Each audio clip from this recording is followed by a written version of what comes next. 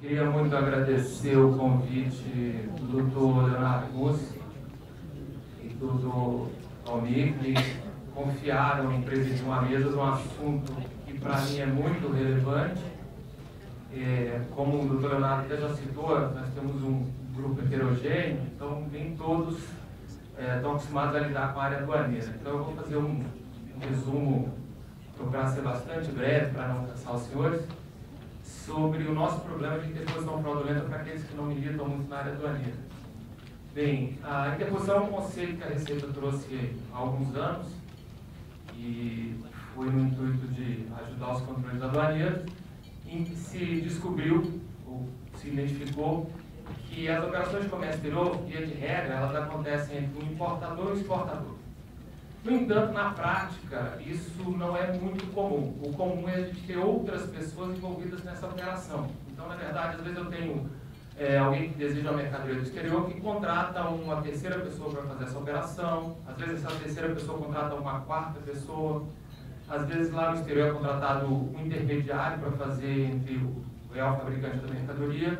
Então, nós temos várias pessoas no comércio exterior. E esse tipo de operação, em determinadas esferas, podem ser utilizados para burlar os controles aduaneiros. E a Receita, no intuito de, pelo menos, tentar auxiliar no controle desse tipo de operação, criou a situação da interposição fraudulenta. Então, a interposição, por si só, o que vinha a ser? Vinha a ser a identificação de pessoas entre o importador e o exportador que auxiliam nessas operações comerciais. E aí trabalham junto às aduanas, tanto do exterior quanto do Brasil, fazem operações, emitem notas, os documentos aduaneiros, toda essa parte documental. Entretanto, a lei, quando ela falou em interpostas pessoas, ela criou algumas legais e identificou operações em que essas situações seriam consideradas fraudulentas, inclusive por presunção legal. Quando se identifica pela aduana que existem interpostas pessoas e que essa interposição é fraudulenta, o que é feito? É feito um lançamento, e na verdade é um auto de infração, onde se decreta o perdimento da mercadoria. Aí o que acontece? Vamos supor que essa operação foi identificada num período de 3 anos. A aduana vai e considera que toda aquela mercadoria importada naquele período está sujeita à pena de perdimento. Os estagiários do segundo ano de direito devem estar se perguntando, mas vai dar perdimento em tudo como? A mercadoria já foi importada, ela já saiu, já foi dado destino comercial a ela, já foi consumida ou vendida, o que quer que seja. Então, nesse mesmo caminho dessa legislação, foi definido que na impossibilidade da pena de perdimento dessas mercadorias, converte-se a pena em multa. Em multa em qual valor? No valor total das mercadorias. Então, no CARF, hoje, a gente tem autos pequenos que são na casa dos milhões, autos medianos na casa das centenas de milhões, e autos que chegam à casa do bilhão de reais nesses lançamentos. E, além disso, nós temos uma outra situação. Quando é identificado que a interposição é fraudulenta, ou por presunção legal, ou porque está específico na norma, existe também uma representação penal, que é crime. Então, como a gente sabe, pessoa jurídica não faz crime, mas diretor faz crime, sócio faz crime. Qualquer pessoa que possa ser identificada pela Receita Federal que participou dessas operações, consta uma representação penal. E esse processo sendo julgado pertinente lá no CARF, o Ministério Público oferece essas denúncias. Então, a gente vê que é uma pena dura, restritiva. E muitos dos recursos que chegam ao CARF para a gente julgar, as empresas alegam, por exemplo, que elas estavam trabalhando numa coisa que a gente vem falando aqui desde o início, acho que vamos falar até no dia 1º, que é planejamento tributário. Como disse o presidente da mesa anterior, e esse planejamento tributário, às vezes, ele tem a conotação negativa, mas muitas vezes ele tem um lado, vamos dizer assim, a parte com a visão boa de planejamento. Porque a empresa tem que buscar mesmo satisfazer os donos, acionistas, quer que seja, da melhor forma possível para poder operar. Porque esse planejamento tanto pode ser tributário, logístico, operacional. E quando a Receita identifica essa situação que ela considerou interposição fraudulenta, esse auto é lavrado da mesma forma. Nós não temos graduação de pena desse lançamento. Eu não tenho uma multa de 20%, 30%, 50%. Eu tenho uma multa de 100% do valor da mercadoria. Como eu disse, os valores são muito altos. E uma coisa que me causa, nesses julgamentos, que me incomoda um pouco, é o fato de que muitas dessas decisões são tomadas por voto de qualidade.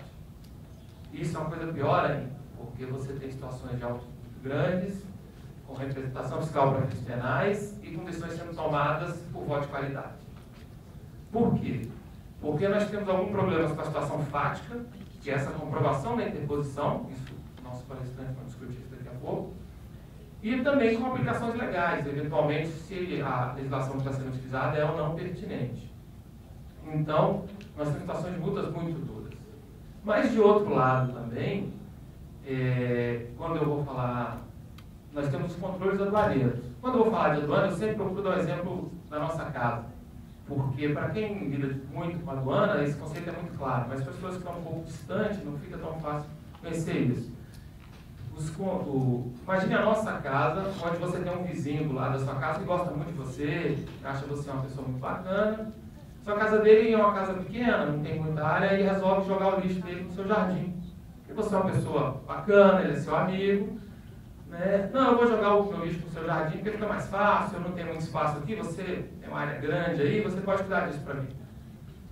Isso não nos deixaria contentes. Imagina que o vizinho do outro lado tem 3 filhos, adolescentes. Num determinado dia resolvem entrar na sua casa, pular o muro e fazer uma festa rave.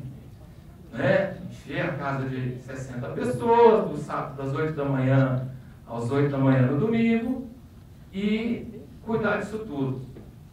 Os instrumentos para a gente cuidar da nossa casa existem, estão aí, todo mundo sabe. E quem é que cuida, se a gente colocar esse universo para o país, quem é que evita que os nossos vizinhos joguem lixo por cima do muro, que façam festas tributárias com preços subfaturados, subvalorados, dentro do nosso país, que quebrem a indústria de brinquedo, de óculos, de tecido? É a aduana. Os instrumentos da aduana são justamente esses que a gente está discutindo aqui. Multas duras, representação fiscal para fins penais. Então, o que nós temos? Nós temos, de um lado, multas muito duras, complicadas, com identificações às vezes difíceis, tanto é que são votos de qualidade, mas do outro lado nós também temos que garantir a segurança. É notório que se sabe que chegam containers com lixo hospitalar, com armas, é notório que nós temos setores industriais muito prejudicados com importações subfaturadas, subvaloradas, e a aduana é quem faz esse serviço. Então, o grande problema disso aqui é que a gente, ao mesmo tempo que não pode esquecer que as multas são duras e gravosas, a gente também não pode esquecer o que elas buscam combater. É lógico que esse dilema é um dilema que perpassa pelo carro todo o tempo. Felizmente não vou ser eu que vou discutir isso com vocês aqui agora, doutor Luiz Marcelo e doutor Domingos. Bem, nós vamos agora, eu vou abrir para o doutor Luiz Marcelo, que vai fazer a parte de debate, o doutor Domingos vai ficar do outro lado do balcão, mas sempre, sempre com a ideia de que é para construir. Bem, doutor Luiz Marcelo trabalhou muito tempo na Receita, meu amigo de longa data, fez diversos trabalhos na Instituto Federal na área aduaneira, foi chefe da divisão de fiscalização aduaneira, ele está no CARF já há uns 8 anos, né? 6 anos no CARF, é presidente da segunda turma ordinária da primeira Câmara já há algum bom tempo, julgamentos belíssimos, inclusive sobre essa matéria. Então, acho que vai ser uma pessoa ótima para a gente escutar sobre as multas de interposição fraudulenta. Estou um pouco preocupado com o tempo, então muito do que o Inderlei falou já antecipo, então já vou meio que passar por cima. Ele elogiou tanto a jornada, não receber a educação de embarque complicado para ele relatar, né, essa é a designação. Mas o tema, como o Inderlei falou, ele é relativamente recente, na verdade não é recente, recente é a discussão em torno dele. Porque essa legislação foi criada em 2002 e eu acho que me chamam tanto para falar sobre ela como uma penitência, né? Eu ajudei a criar e aí eu vou pagar promessa, eu vou pagar minha penitência falando sobre ela. Lógico que várias pessoas, né, também trabalharam, não era só da minha cabeça, mas é história, né? Como eu não disse que não fui eu, então sobrou para mim essa função, essa tarefa. Na verdade, a estrutura do trabalho, da apresentação é falar essencialmente, né, desculpa, dos elementos da conduta, né, do conceito de dano erário, que ele falou, que é carrega de perdimento da mercadoria, da ocultação, fraude e simulação, que não é o conceito tributário, que a gente está acostumado a discutir, isso é um dos pontos que vai ser abordado, que tem sido reiteradamente manejado nas impugnações, nas argumentações, que não é verdade, não é essa a conotação que a gente vai trabalhar, e falar um pouco da legislação, que há uma discussão acerca da própria vigência da legislação que criou essa figura do perdimento.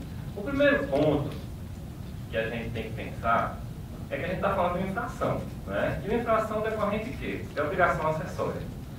E aí, mais uma vez, né, pode dar esse texto que o Winderley falou, a gente vai trabalhar uma obrigação acessória apenas pelo descumprimento dessa obrigação acessória pelo valor da mercadoria.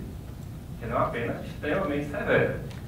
Extremamente severa, mas não menos severa que os prejuízos que poderiam ter sido causados, que foram causados, que foram identificados ao longo do tempo, por conta da não identificação das pessoas envolvidas na operação. E aí eu vou falar da discussão tributária, né? Isso aí foi alvo ontem, será, me desculpa, eu não lembro exatamente do programa, que são os preços de transferência. Você tem que saber quem está comprando e quem está vendendo.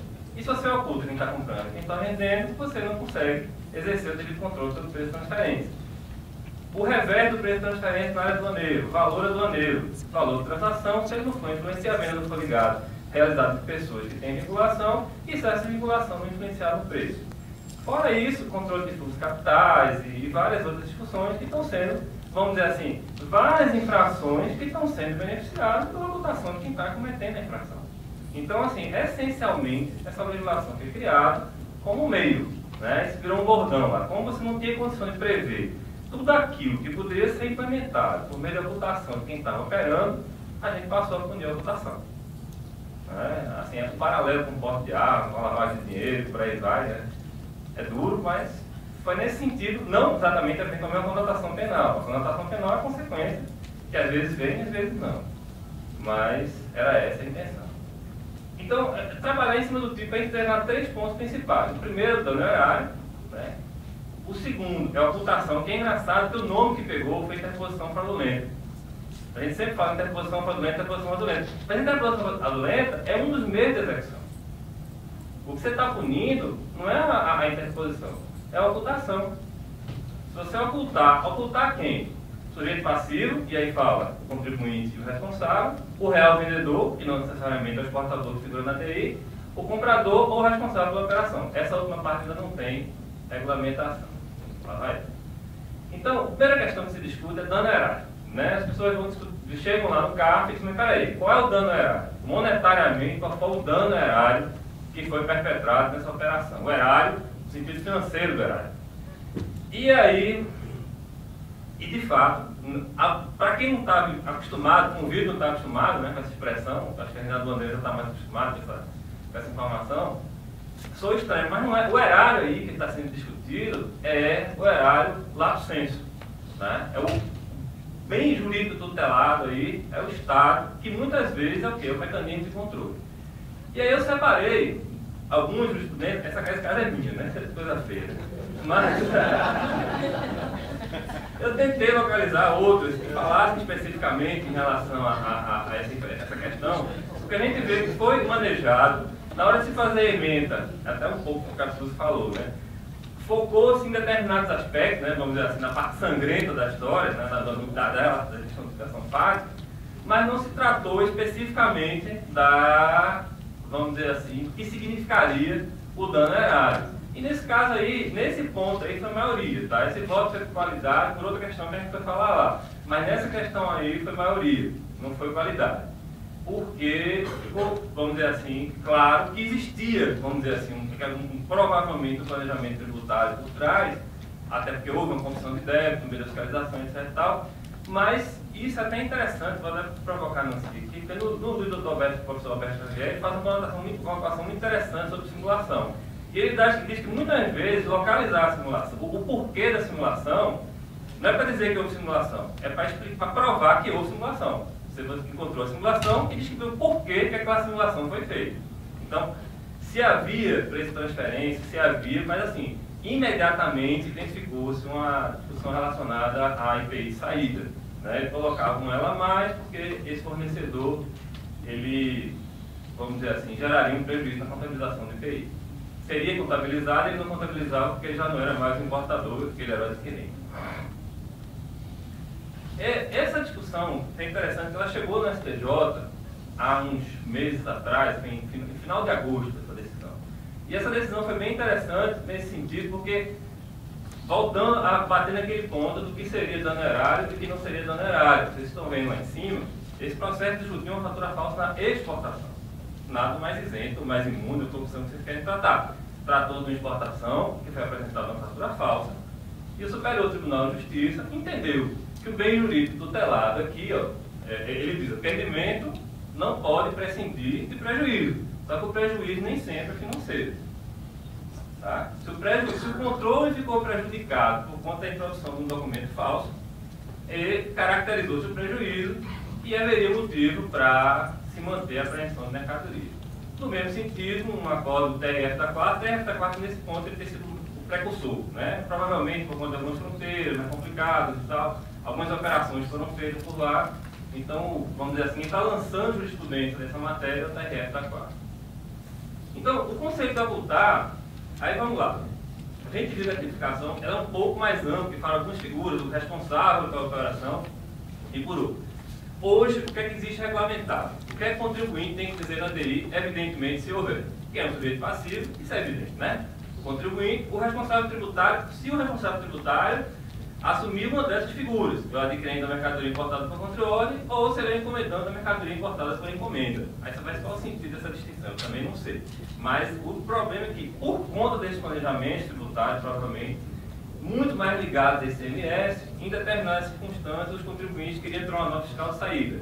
Em outros, eles tiravam a nota fiscal de serviço. Então, vai depender muito de como ele era tributado pelo PIS ou PACOFINS, ou o crédito ICMS que ele desejava, que o adquirente dele desejava obter. O Estado de São Paulo, provavelmente Minas Gerais, os estados destinatários passaram a obstaculizar o crédito ICMS quando fosse uma operação de importação por conta teórica, então o importador, o médico, prestador de serviço. E também o vendedor. Ou seja, a ocultação de qualquer uma dessas pessoas que está citada aí, por meio de simulação, fraude ou interposição, acarreta o perdimento da mercadoria, independentemente do prejuízo tributário. Tá? Esse é o cenário que a gente tem hoje.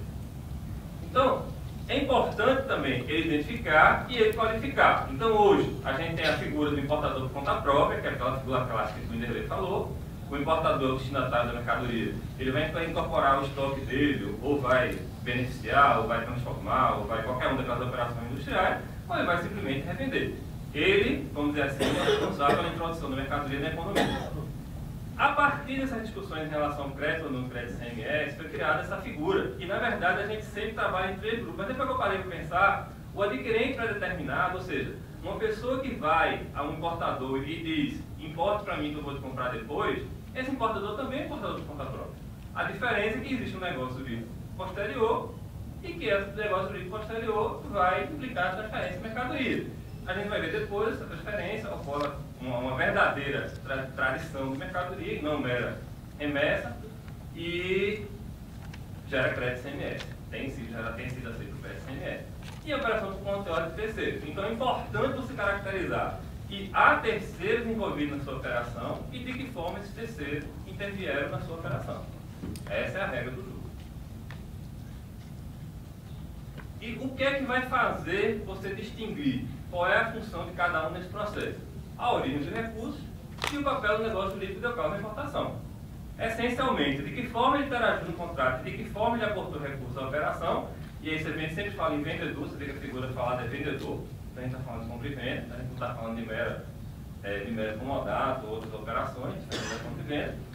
E o papel que ele deu? Ele foi o comprador? Ele só fez a intermediação? Ele fez cotação de preço? Então, ele comprou antes ou comprou depois? Então, tudo isso vai definir de que forma ele interage, de que forma ele tem que ser identificado. Então, o importador por conta própria, que é o clássico, né?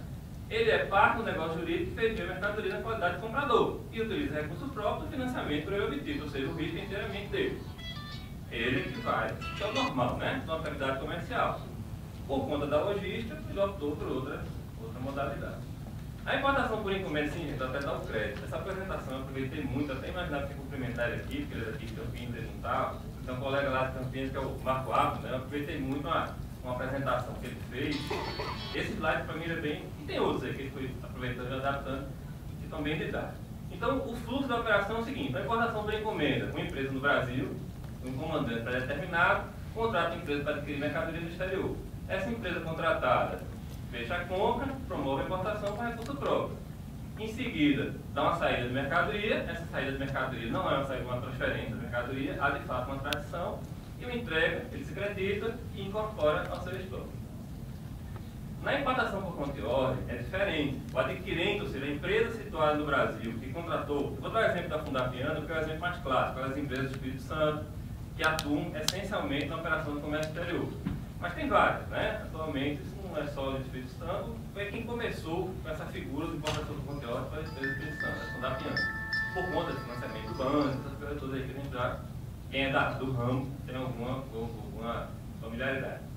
Então, o adquirente pactua a compra e venda, contrata um prestador de serviço, ou seja, a empresa do Brasil não vai importar, ela decidiu que vai terceirizar essa operação, vai contratar uma prestadora de serviço, vai repassar recursos antes ou depois, pela norma do Banco Central, inclusive, essa prestadora de serviço pode fechar o campo, né? Pela regulamentação atual não teria nenhum problema nisso, totalmente, até a última vez que eu vi não teria nenhum problema.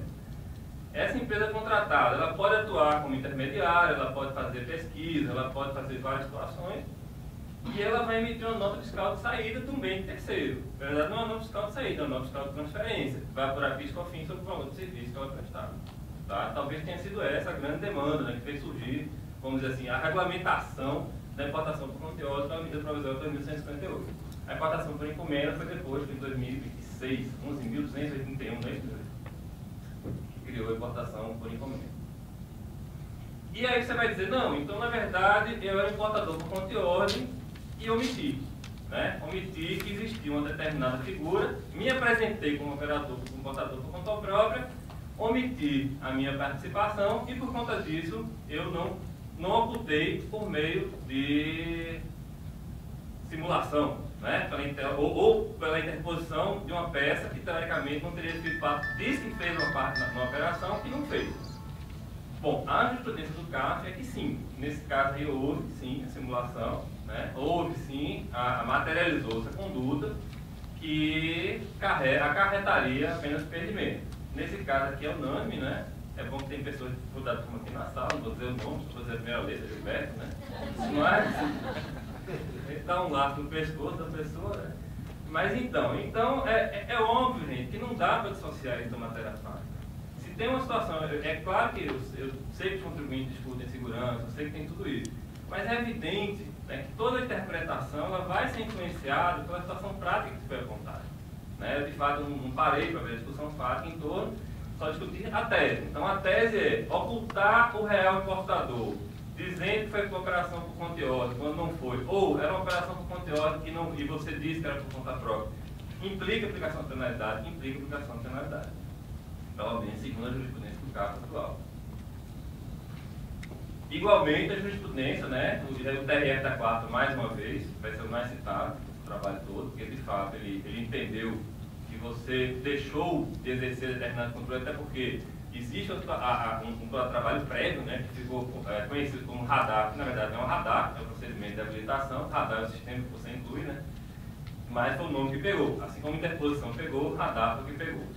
E aí, por conta de todas as implicações, o TRF entendeu que havia sim motivo para se manter a pena de perdimento. E outra discussão, né? Finalmente, um outro ponto que tem sido, vamos dizer assim, recorrentemente, pelo menos em alguns casos, relatado. O mediante fraude ou simulação, inclusive a interposição fraudulenta de terceiro. E aí as pessoas dizem, mas peraí, qual é a fraude? A fraude é aquela do artigo 72, né, da 4.502. Então, se você não provou que havia uma fraude tributária, como é que você vai discutir não há a tipificação? Na verdade, eu acho que é assim, tá? Então, a fraude que a gente está tratando aí não é um objetivo almejado, é o meio de execução. Então, se você usar a fraude, e aí o conceito de fraude, a gente vai ver, não é a fraude tributária, se você usar fraude, simulação e interposição Né? E porque não é redundante, já que interposição seria pós-simulação? É, mas na faculdade a gente estudou a história do cocada do corpo do coqueiro, né? Então eu apliquei essa lição, eu consegui aprender. Então quando a gente foi tratar de infração de penalidade, a ausência de esclarecimento, a ausência de tipicidade, ou a forma pouco clara, né, prejudica de quem vai aplicar, prejudica o intérprete, então a gente preferiu manter as 3 hipóteses aí, né, na cocada do corpo do coqueiro da beira da praia. Então, o conceito aí da fraude tributária, todo mundo conhece, todo mundo já leu, né? Da 4.502, impediu ou retardar, parcialmente, ocorrência, etc. Tal. E aí disse, não, mas essa aí não dá. E nem poderia ser. Como é que você oculta uma pessoa mediante a diminuição do pagamento do imposto devido? É evidente que você pode usar no máximo, você oculta uma pessoa com o objetivo de diminuir o imposto devido. Então, é claro que esse conceito não poderia ser aplicado. Então, o conceito aí é o conceito do direito civil mesmo. Aproveitei lá na palestra do mês mais 4, que é, de fato, é você usar algum meio, né, malicioso para ocultar determinadas circunstâncias que não interessa você ocultar. Outro ponto que também tem sido muito, né, debatido é que sim, mas se não houver fraude, há simulação? Porque o conceito de simulação a ser usado também é o direito civil, que é aparentar, conferir, transferir, ter direito de mercadoria, direitos a pessoas diversas daquelas quais realmente se confere o transmite. E o outro meio de execução, foi o que ficou conhecido, né, foi o que pegou, né, que é a interposição, que é, de fato, você colocar um elo na cadeia que não haveria, simplesmente o intuito de ocultar quem, de fato, faria parte daquela cadeia. Seja para economizar IPI, seja para ocultar a origem de recursos, seja para qualquer finalidade. Você coloca um elo, simula a inclusão de um elo que não faria parte daquela cadeia comercial, para efeito da legislação, pelo menos eu entendo, ocorre a interposição. Outro ponto são as presunções, né, que foram criadas determinadas presunções legais e que no começo, essa primeira presunção aqui provavelmente foi a que deu mais. E eu, de fato, não achei nada no CAF que enfrentasse essa discussão que foi travada dentro da Receita. Voltei a apanhar.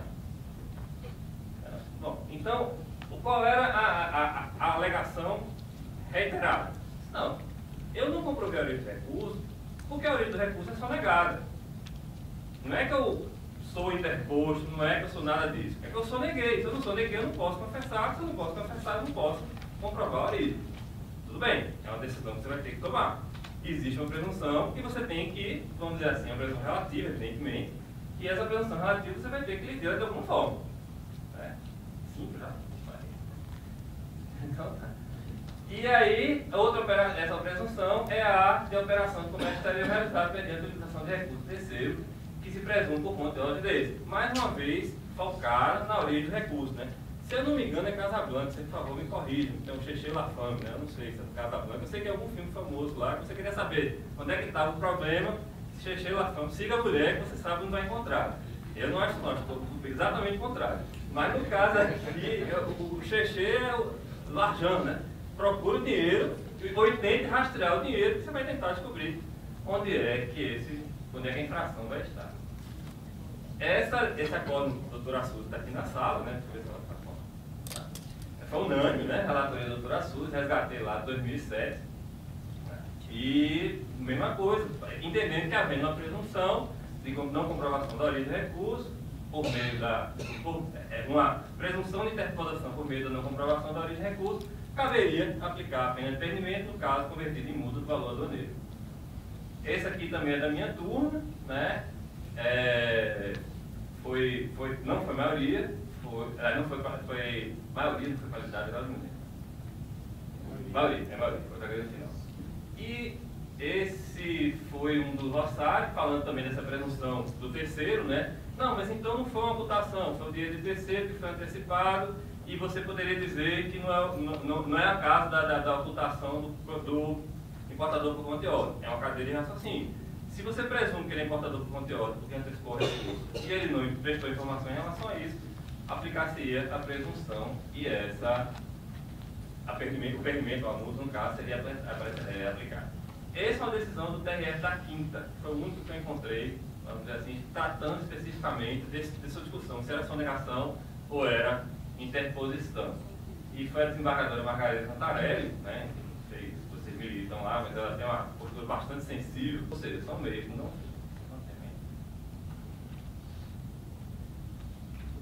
acabou?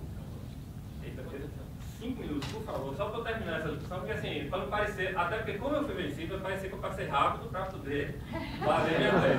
A minha função aqui é medir o tempo. Não, tudo bem. Mas não se preocupe, vocês embaixo estão lá na sua caixa, lá no processo. Houve uma alteração da legislação em 2007, que foi, se eu não me engano, saiu em 1488 da Super Receita, que criou um artigo que deu uma polêmica danada.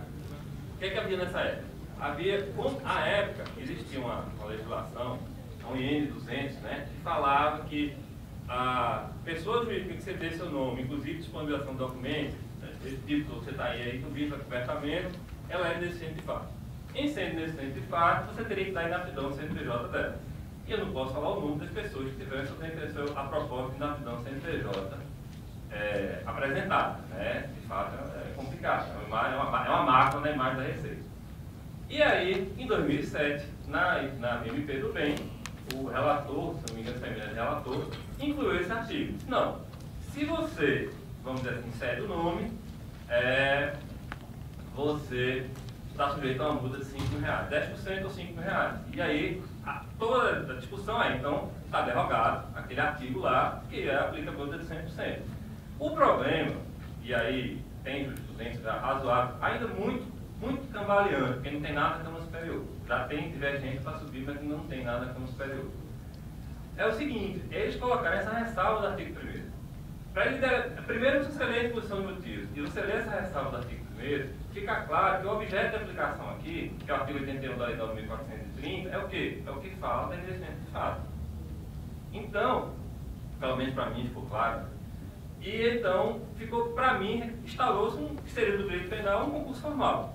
Você tem 2 bens jurídicos tutelados, né? Ou seja, o cadastro, o CNPJ, coisa que vale, e vamos dizer assim, as operações de importação, provavelmente dito, que poderia se falar, inclusive, na aplicação de duas multas. Tanto que assim, pelo menos está 2007, mas na verdade 2009, tá? Que veio um artigo interpretativo no regulamento da lei de 2009 que diz que a multa que traz esse artigo não prejudica a aplicação da pena de impedimento das mercadorias importadas e exportadas. Essa discussão não é pacífica, tá? Eu vou citar uma aqui, inclusive, eu fui vencido, eu acho que era o relator, e que eu entendi que não havia a revogação, mas o colegiado, a maioria, entendeu que havia. Né? Então, foi essa a interpretação que eles deram. Tem outra aqui, também, Cartão Tarazzo, está aqui na sala, designado redator, igualmente por voto de qualidade. Tá? Então, assim, você vê que é um tema extremamente polêmico. Essa aqui foi a maioria. Fui eu, era outra circunstância, era uma substituição, essa aqui foi a maioria. Essa também foi unanimidade, mas aí não dá para saber exatamente em que contexto ela foi dada. Foi na turma do Gilberto de novo, né? Estou dando mais um lado do texto dele. E foi unanimidade, talvez se alguém tiver alguma dúvida em relação ao contexto, fato, eu estou conversar com ele. E finalmente eu dei uma decisão do TRF, da 4ª, né? E essa é bem da época daquela legislação que foi feita, você vê, é 1/8/2007, né? Dizendo que não, as multas coexistem, né? Por conta da ressalva do parágrafo 1º. Quer dizer, na época ainda não existia o regulamento dizendo que elas coexistiam, mas o TRF da 4ª diz que coexistiam. E então, na minha turma, eu não sei como é que estão as demais, na minha turma, essa discussão tem sido decidida por voto de qualidade. Tá? Nós temos uma multa de 100% na base do voto de qualidade. Tá? Então é isso, gente. Eu agradeço.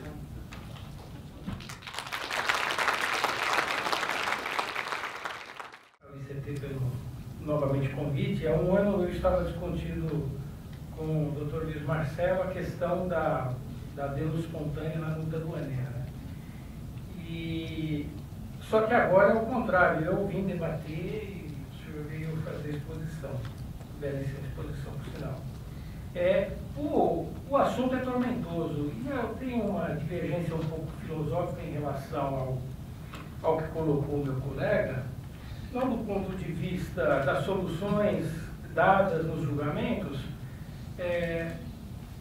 mas do ponto da estruturação da norma jurídica e da análise da penalidade a ser aplicada em alguns casos. E eu vou fazer algumas análises aqui de questões que têm sido, vamos dizer assim, o tormento de quem atua na área aduaneira. Existe um medo de fazer qualquer operação. Isso, porque tudo é interposição fraudulenta, tudo é ocultação. Eu não quero falar aqui da patologia. A patologia deve ser punida e deve ser, por todos nós, rechaçada, porque o regime jurídico do direito aduaneiro perpassa pela soberania nacional. Então, o fiscal aduaneiro tem que ser obstinado pela defesa da fronteira e da soberania nacional. Não é? Agora,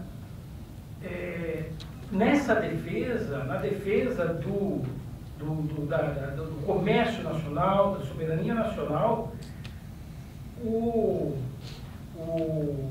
fiscal aduaneiro não pode perder a dose do remédio, porque senão vira veneno. E esse é o grande perigo.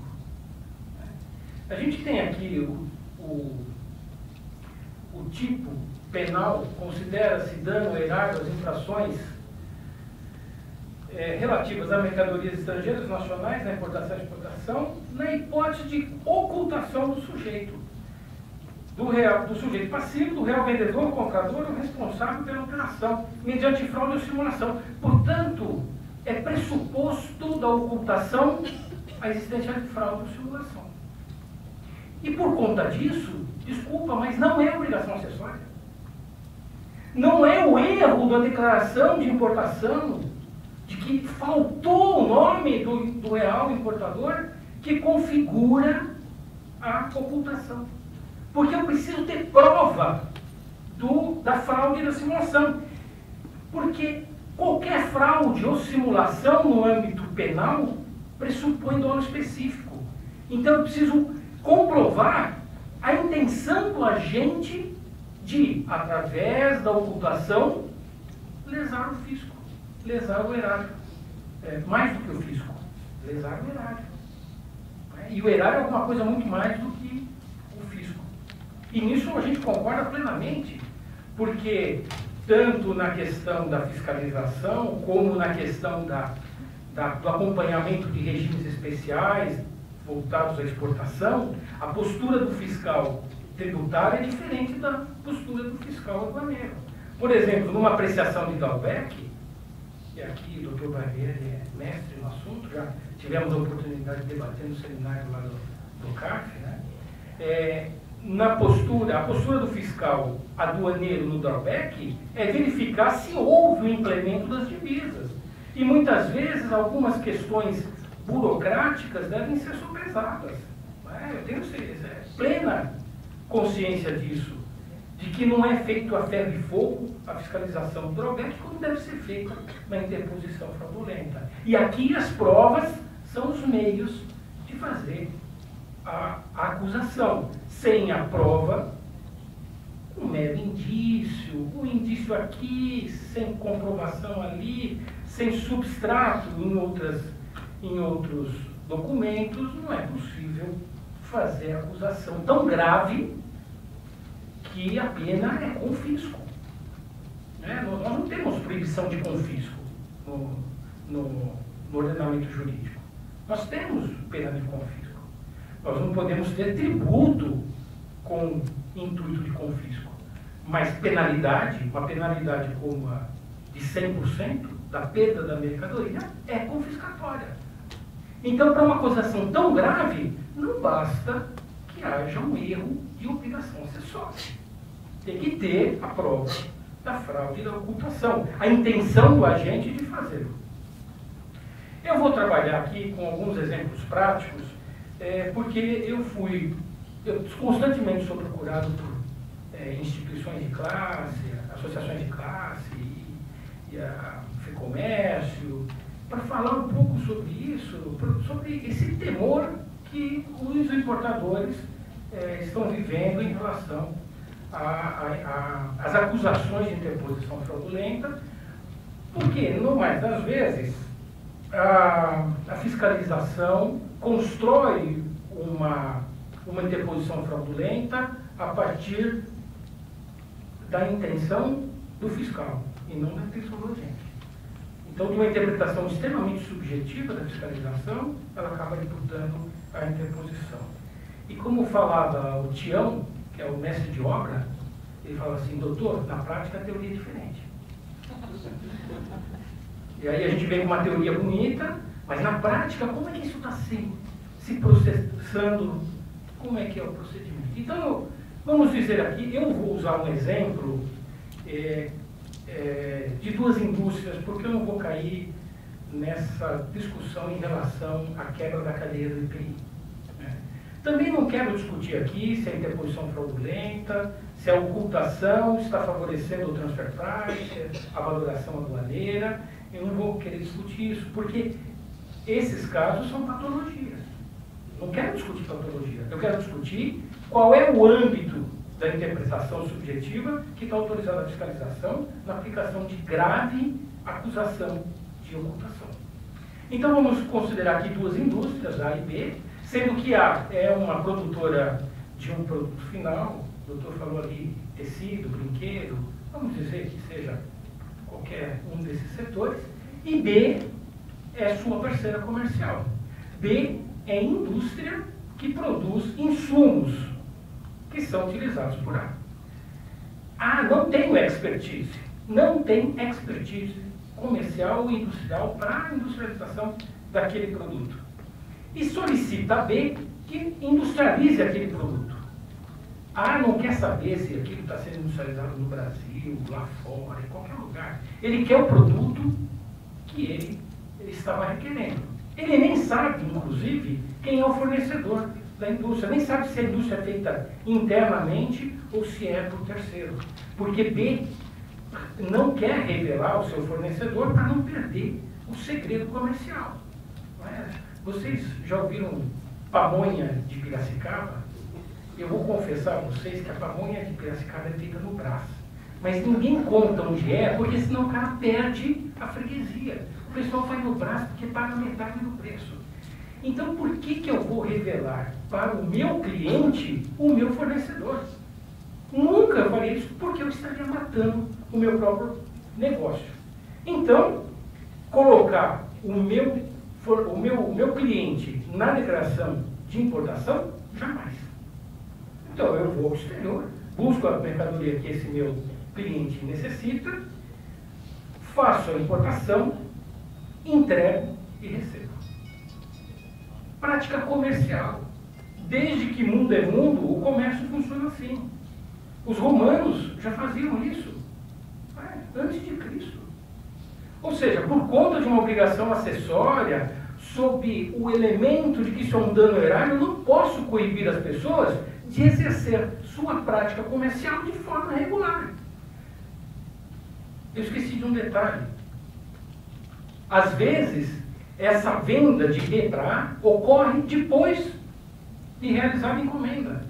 E feito o despacho aduaneiro, no dia seguinte já entrega. Aí chega a fiscalização e fala assim: mas se o senhor tinha um cliente pré-determinado, essa importação só poderia ser por conta e ordem ou por encomenda. Por quê? Cadê a prova da fraude, da simulação? Cadê a prova da intenção do agente em praticar a ocultação? B tinha todo o interesse de praticar a ocultação. Ele queria praticar a ocultação. Porque se ele não pratica a ocultação, ele perde o segredo comercial. Aquilo que lhe sustenta, aquilo que lhe dá lucratividade. Porque é melhor ir lá no exportador, fazer essa importação diretamente, porque não vai ter que pagar o preço exigido por lei. Um outro caso, A e B novamente, só que nesse caso, por uma questão de desconfiança que B tem com relação a A, por uma questão comercial, por uma questão de necessidade de caixa, B solicita um adiantamento A. Gente, isso acontece normalmente em qualquer setor da economia. Não é só porque B vai fazer uma importação que o adiantamento de A configura um suprimento de caixa que B não teria condições de suportar. Ou seja, se alguém perguntar qual é a origem do dinheiro, B vai dizer, deveria dizer, ele tem medo de dizer porque o fisco já vai achar que a origem dos recursos é do próprio encomendante. Ele vai classificar, qualificar a origem dos recursos do encomendante.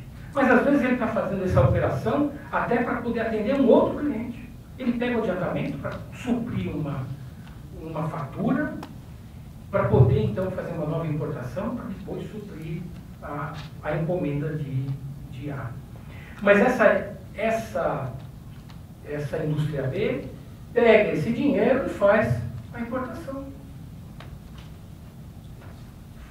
Requer a importação e o exportador remete os bens para cá.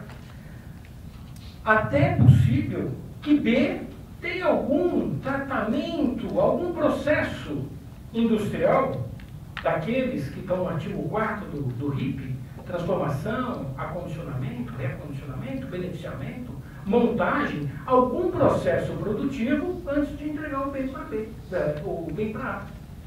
Faz a entrega e recebe o montante da diferença. Prática normal de mercado não pode ser considerada ocultação, salvo se a ocultação vier acompanhada de simulação, prova da simulação ou prova da fraude. Então, o fisco acaba esquecendo que o elemento tipo contém dois signos, que são fraude e simulação. E que isso tem que ter prova e que tem que ter dolo específico. Sem esses dois, prova e dolo específico, eu não posso fazer acusação. Uma acusação grave como essa, que como os colegas disseram, ou seja, tentando dar aquilo que num mercado, numa economia de mercado, se diz que é obter lucro, que é o intuito da empresa, obter lucro. E um último exercício aqui, empresa B vislumbra uma oportunidade no exterior, compra alguns bens e antes de receber os bens, já os vende para A. Mas quem é cliente de B? Não sei. No momento em que ele fez essa encomenda aqui, ele nem sabia para quem ia vender. Mas o preço era bom, a mercadoria era boa, ele estava comprando, sei lá, acetona. Alguém vai querer comprar essa acetona, um preço como esse, aí ele encontra A. E vende a acetona para A. E às vezes até recebe dinheiro de A. Fez o desembaraço aduaneiro? Não. Mas quando ele faz o desembaraço aduaneiro, rapidamente, no dia seguinte, o que ele quer fazer? Liquidar a fatura, ele entrega, então, os bens para A. E recebe aquilo que é o objetivo dele, a lucratividade. Digam, qual foi a fraude cometida? Ter entregue no dia seguinte para o comerciante, sob a pretensa suposição de que ele já sabia para quem iria vender antes da importação? Essa fraude? Essa simulação? Então, eu acho que, voltando ao nosso amigo Tião, a teoria na prática é diferente.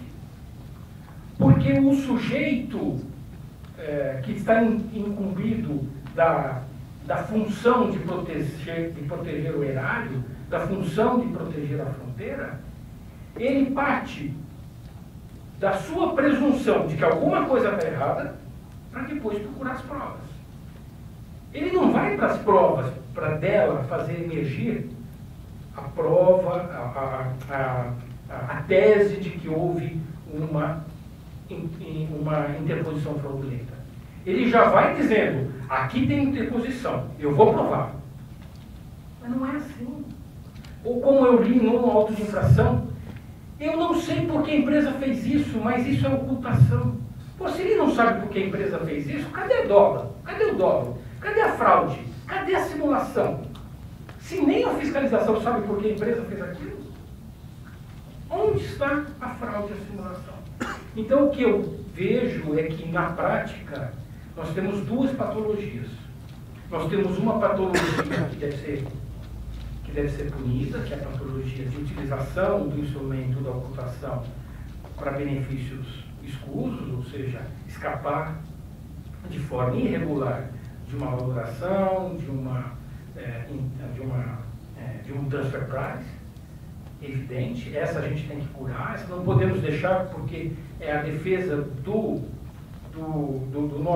da soberania nacional, que aqui está em jogo, é a soberania nacional, a defesa do erário.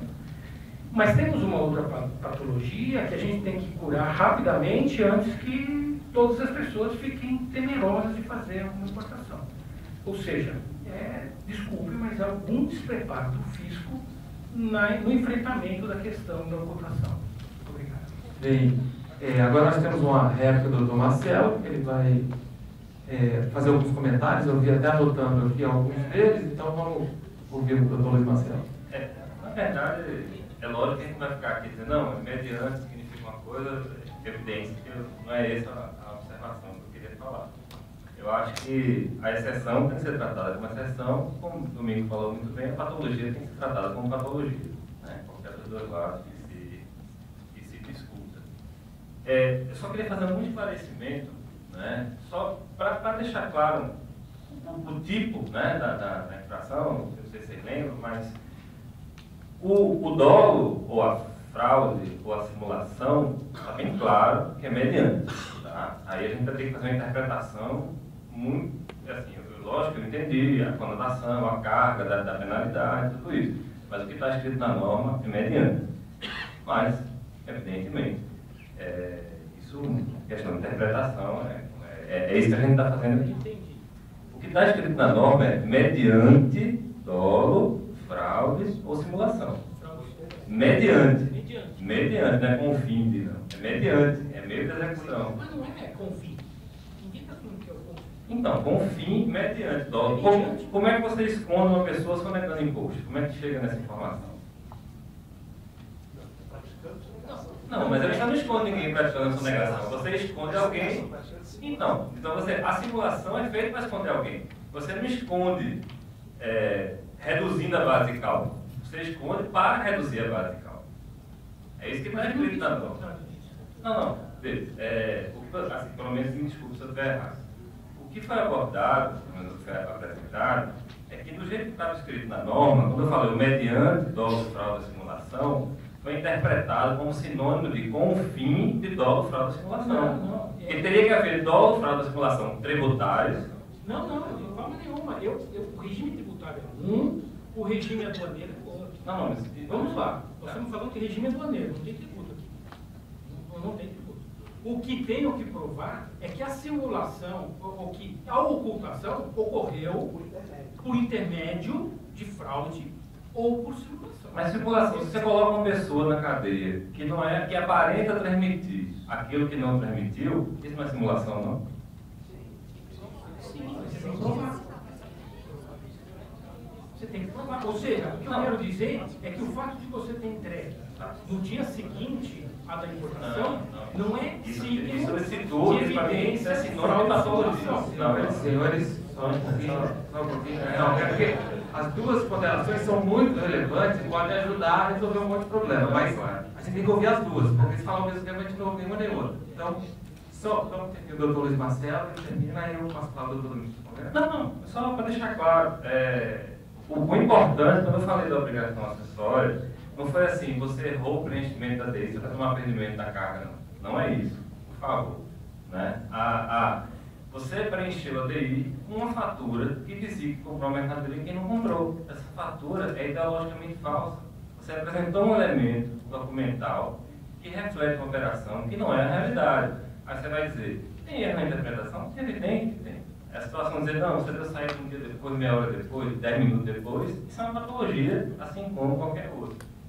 Eu só, lógico que a norma ela tem vida própria, né? Não é quem pensou, quem concebeu, não é isso, e não foi eu que concebi. Então, quando nós trabalhamos, aí você vai dizer, não, até uma declaração de voto que a doutora Nancy apresentou, quando nós trabalhamos com essa perspectiva.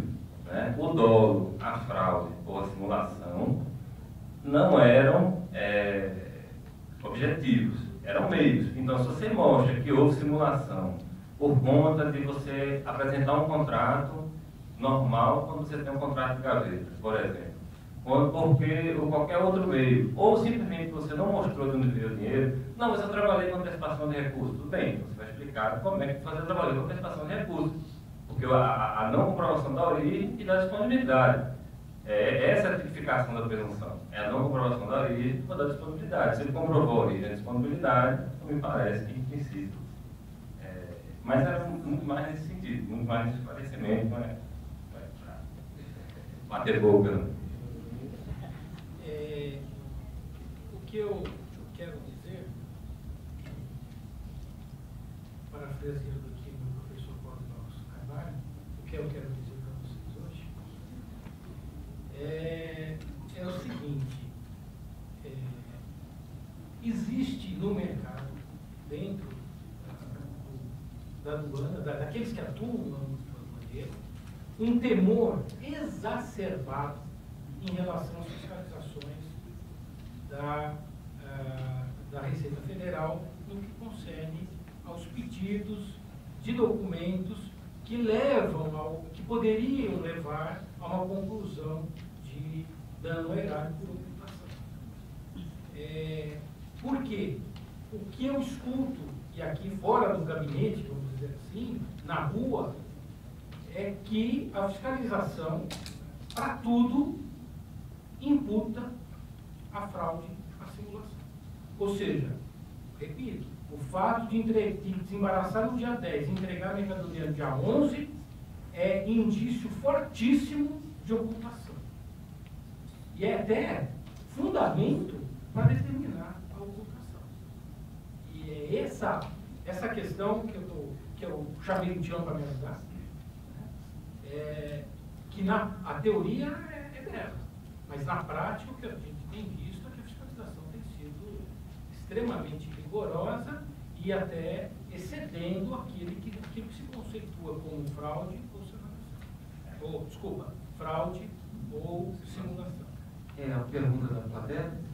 Só para entender a divergência entre as duas posições, Luiz, no caso do exemplo concreto, os 3 exemplos dados, algum ali você acusaria de fraude, de simulação, para efeito pela simples mudança de prazo, coisa do qual então, em tese, a rigor não teria diferença. Eu vou falar isso. E sim pelas provas dos autos, é isso? A discussão, veja, a tese me parece que a divergência na tese, por favor, me corrija se estiver errado, é a diferença entre o dolo genérico e o dolo específico.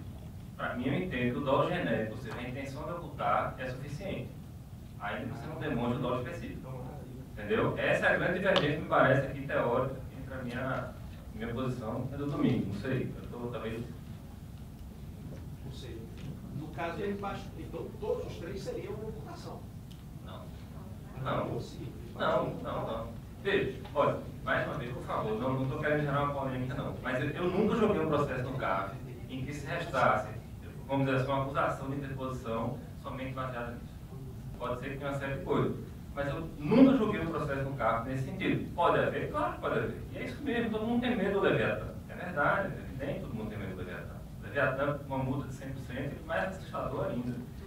Agora, e é uma patologia, eu concordo com o que o Domingos falou. Eu acho que tem posturas e posturas. Né? Agora, vamos dizer assim, o simples fato, né, de ter uma operação comercial, um giro mais rápido, inclusive o IPI não fala isso, que você não pode mandar entregar direto no estabelecimento. A legislação do IPI previu isso, que você pode mandar direto no estabelecimento. Não precisa nem rodar do seu estoque para mandar entregar. Mas eu acho que talvez a grande divergência, vamos dizer assim, tem a ver com a interpretação dos fatos em si, e aí são os processos, né? E o dolo genérico versus o dolo específico. Eu posso responder? A questão é que o dolo da fraude, da simulação, tem que ser na intenção de ocultar. Ou seja, o simples erro no preenchimento da DI não daria, ainda que você falasse assim, poxa, mas você quis ocultar? Não, eu não quis ocultar, mas eu errei. Então, esse erro de não preencher a DI com o nome do destinatário da mercadoria, para mim, não é. Então, específico que ela tem que ser subsidiada por outros elementos que confrontem a realidade através da simulação e da prova. Perdão, nosso tempo já está curto, eu não quero limitar o coffee break de vocês. Eu vou dar a palavra, inclusive, para o Dr. Gilberto, que foi citado, ele merece, algumas vezes, o Dr. Marcelo. Dr. Gilberto é conselheiro da segunda turma, da segunda Câmara, se não me engano, isso, Dr. Gilberto. E tem uma pergunta para fazer, eu queria encerrar com o Dr. Gilberto, para a gente não perder o coffee break. Então. Um segundinho só para explicar o porquê da citação, é porque na verdade a gente acaba discutindo muito, muitas vezes ele usa meus blogs e tal, mas foi mais nesse sentido, só para dar um lado. Tivemos até um caso comum, né? Empresa, na verdade. Mas não, o que eu queria colocar, os casos que eu vi, que eu julguei, como o Luiz Marcelo falou, realmente, eu acho que o trabalho da fiscalização foi muito bem feito e o contribuinte não trouxe prova, não trouxe nada para rebater aquilo. Na prática, o Lino até estava falando agora, o que a gente viu, o que eu vi, a experiência que eu tive nos casos que foram julgados, né, é que o trabalho da fiscalização foi bem feito e o contribuinte não contrapôs nada. Não houve uma contraposição. Por exemplo, nos casos que o Domingo colocou, eu não tenho dúvida em dizer que nessa situação não me parece que tenha havido interposição. Eu acho que não. Mas o que eu tenho visto é que isso não tem sido bem feito, bem colocado, né? O trabalho da produção da prova, etc., não tem sido bem feito pelos contribuintes. A grande realidade é essa mesmo. Os casos que você julgou, que o doutor Marcelo também julgou, eu acompanharia. Com relator. Bom, então é porque no final todos convergimos, então, para poder votar todos juntos, né? Eu vou encerrar a mesa, gostaria de parabenizar o Dr. Luiz Marcelo, o Dr. Domingos pela grande ajuda. O tema, como visto, é muito intrigante. Agradecer ao Dr. Múcio, Dr. Sandri, pela escolha dos temas, porque lá na terceira sessão a gente está sendo invadido pelo Monstro Bolha. O Monstro Bolha, para quem não conhece, é o Piscofins, porque, para quem é mais jovem, é um filme de terror que tinha no final dos anos 70 e tinha um monstro que ia comendo tudo na cidade, sabe? E ele nunca diminuía de tamanho, era um problema complicadíssimo, porque ele comia um prédio inteiro e ficava maior e não diminuía. E o Piscofins é assim. Cada novo problema, ele fica maior e não diminui o outro. Eu até brinco, digo que se você milita na área tributária, o Monstro Bolha vai te pegar, não adianta fugir, é uma questão de tempo. Então, mas a terceira sessão é muito mais do que o Monstro Bolha, do que o Piscofins. Nós temos assuntos complicadíssimos de OF, de CID, de IPI, de área aduaneira, que esse aqui é um dos grandes problemas que nós temos lá, né? Parafraseando o doutor Eurico hoje de manhã, eu diria que se nós temos todos os problemas do mundo no Brasil na parte tributária, eu diria que nós temos na terceira sessão todos os problemas tributários que nós encontramos lá. Então, mais uma vez, agradeço a todos. Nós vamos ter uma palestra logo depois do coffee break, que vai tratar do Monstro Bolha. Os prazos para o aproveitamento e a necessidade de retificação das obrigações acessórias para reconhecimentos temporários de crédito do PIS e do COFINS. Está vendo? Está sempre por aí. Então, até logo, obrigado.